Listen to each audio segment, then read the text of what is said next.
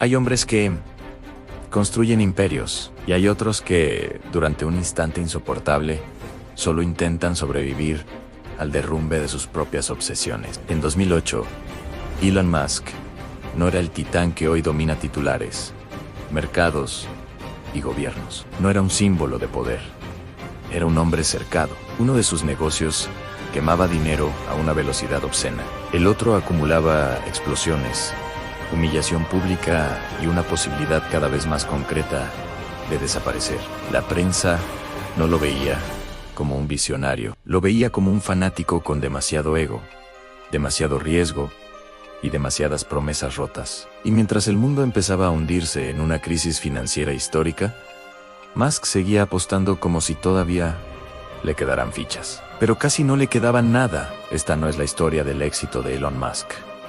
Es la historia del momento en que estuvo a centímetros de convertirse en una advertencia. Del instante en que Tesla podía morir, SpaceX podía morir, y con ellas podía morir la reputación, la fortuna y el mito entero antes de nacer. Porque no estaba jugando para conquistar el futuro. Estaba jugando para evitar el colapso total. Para entender lo brutal de ese momento, hay que borrar, por un segundo, todo lo que vino después. Nada de cohetes reutilizables. Nada de autos multiplicándose por el mundo. Nada de aura de inevitabilidad. En ese entonces, Tesla era una startup herida, atrapada entre retrasos, sobrecostos, problemas de producción y un mercado que entraba en pánico. Y SpaceX era para muchos una fantasía peligrosamente cara, dirigida por un multimillonario que parecía creer que la voluntad podía doblar las leyes de la ingeniería. El problema es que la realidad no negocia con la ambición, y en 2008, la realidad le estaba pasando factura a los dos proyectos al mismo tiempo. Musk ya había hecho lo que pocos se habrían atrevido a hacer: tomar gran parte del dinero que ganó tras la venta de PayPal y enterrarlo en industrias donde la gente sensata no entra a jugar. Autos eléctricos, cohetes privados, dos cementerios clásicos para el capital, dos negocios capaces de triturar fortunas enteras antes de mostrar una sola señal de estabilidad. Pero Musk no eligió caminos probables, eligió los imposibles, y lo hizo con una mezcla explosiva de convicción, arrogancia y desprecio por la prudencia. El problema es que la convicción no paga nóminas, y la visión no evita que un cohete caiga del cielo.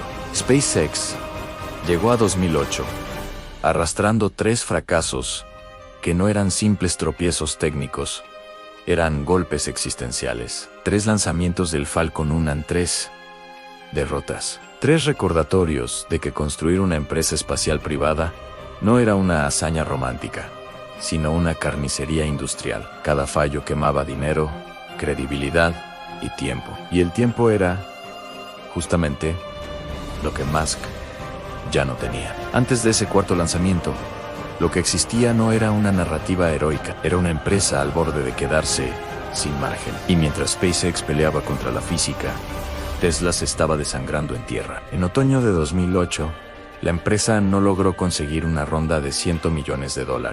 La crisis financiera global estaba congelando el crédito, aplastando la confianza y convirtiendo cualquier apuesta arriesgada en una amenaza tóxica. Tesla cayó apenas $9 millones en caja, recortó 24% de su fuerza laboral, frenó trabajo en el Model S y tuvo que lanzar una financiación de deuda convertible de emergencia de 40 millones para seguir respirando. Ese no es el retrato de una empresa creciendo, es el retrato de una empresa intentando no morir antes de Navidad. Ese es el punto donde la historia empieza a volverse casi absurda, porque Musk no tenía un incendio, tenía varios. SpaceX necesitaba demostrar que no era una ilusión cara. Tesla necesitaba efectivo ya.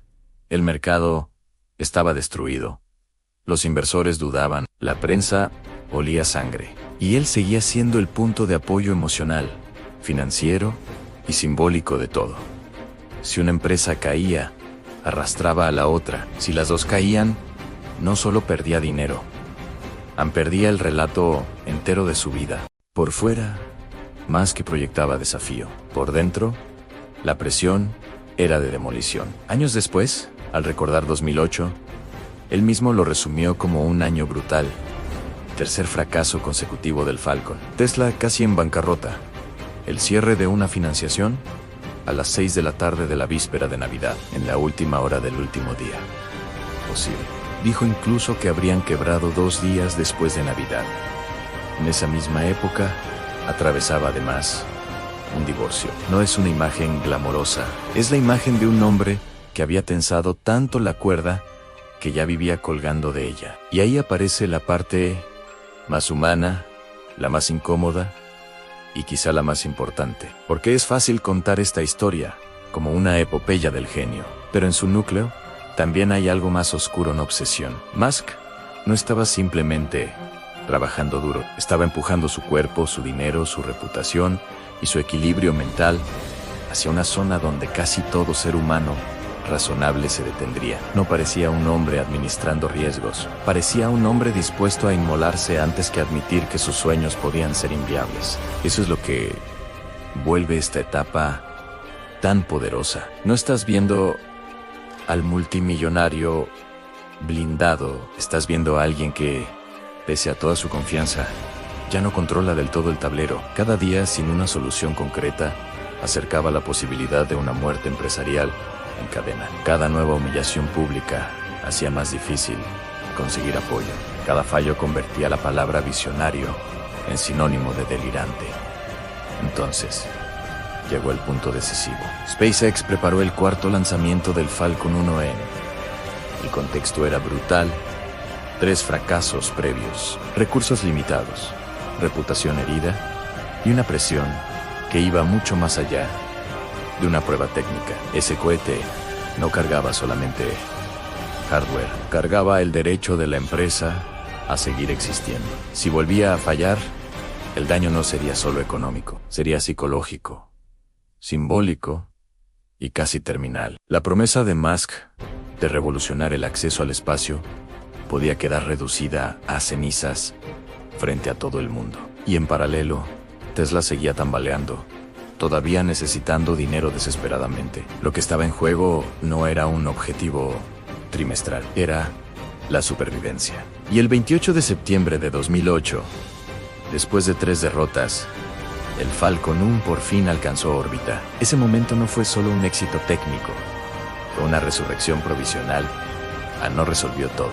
No volvió rico a Musk, no salvó mágicamente a Tesla, pero evitó que SpaceX quedara enterrada bajo la etiqueta de fracaso definitivo. Por primera vez, la empresa podía demostrar que no era humo. Por primera vez, el mundo tenía que aceptar que, al menos en lo esencial, aquello funcionaba. Pero incluso eso no cerraba la herida. Había llegado a órbita. Sí, tan solo que sobrevivir no es lo mismo que estar a salvo. La verdadera asfixia seguía siendo el dinero. 3 meses después, en diciembre de 2008, llegó la secuencia que cambió todo por un margen ridículamente pequeño.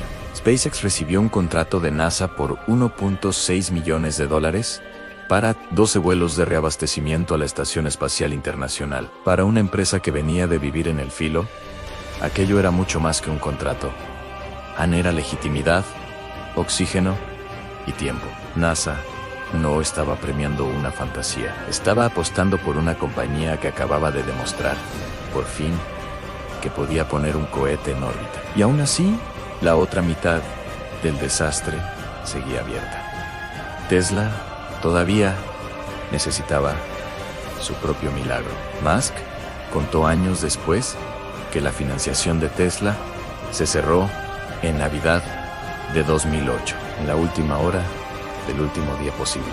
No es una frase bonita, es una confesión de borde. Significa que mientras el mito del emprendedor imparable todavía no existía, Tesla estaba tan cerca del vacío que unas horas podían cambiarlo todo.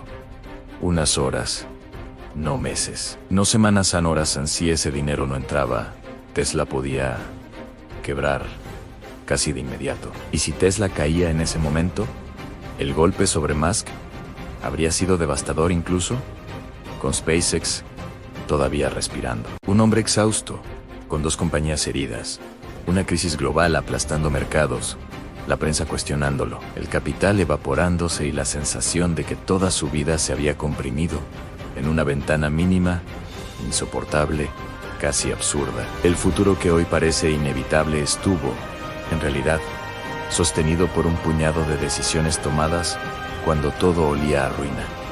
Y entonces, contra la lógica más fría, no cayó. SpaceX había logrado el lanzamiento que necesitaba. NASA había extendido la cuerda. Tesla había cerrado la financiación al límite. No fue una victoria limpia, fue una supervivencia sucia, angustiosa, casi quirúrgica. Pero alcanzó, y a veces la historia no cambia por la fuerza de una idea, sino por la cantidad exacta de segundos que una idea logra mantenerse viva antes de desmoronarse. Lo que vino después convirtió ese episodio en leyenda. Tesla siguió adelante y años más tarde consiguió el impulso que necesitaba para expandirse. SpaceX dejó de ser una rareza y terminó transformando la industria espacial. Pero mirar solo el desenlace distorsiona lo más importante.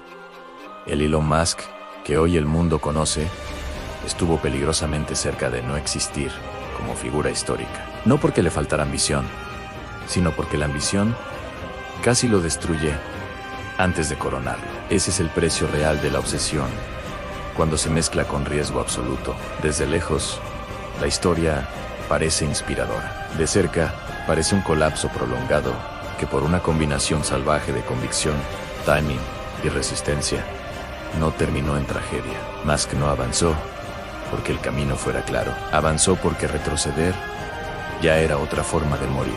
Y quizá esa sea la parte más inquietante de todas. Que el futuro no nació en un momento de control, sino en un momento de desesperación. Que uno de los hombres más poderosos del siglo XXI estuvo a centímetros de ser solo otra nota sobre exceso, arrogancia y quiebra. Que todo lo que vino después dependió de un margen tan pequeño que casi da vergüenza llamarlo margen, porque a veces la historia no la cambia el más fuerte, ni el más sabio, ni el más admirado. La cambia el hombre que llega roto al borde del abismo y aún así decide apostar lo último que le queda.